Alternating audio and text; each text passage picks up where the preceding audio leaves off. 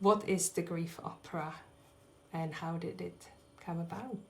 Gosh, okay, well, I'll try. So the grief opera is a response to tragedy.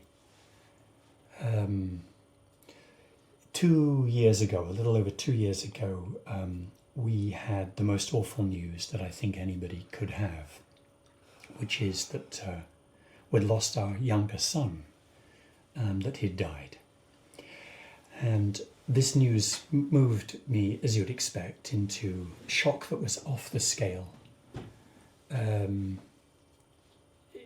Almost impossible to function in any way at all. And I started writing because it's a thing that I do, and what else to do? You know, you're waiting for, I don't know, something about the funeral or whatever, but just writing. And I kept writing, and then the words, the grief opera, came into my mind. It just like arrived, and I googled the grief opera, and there's no such thing.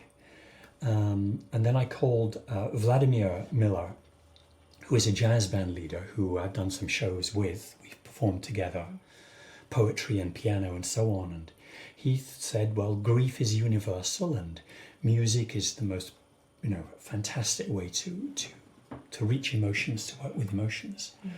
And so we decided to create the grief opera. Thank you for sharing that, Nigel.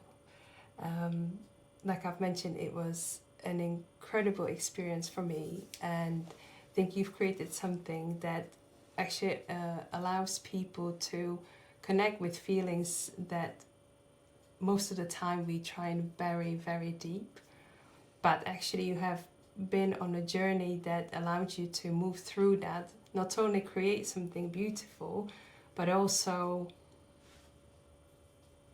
go through what feels like a transformation for yourself, so that you see the world through a different lens now.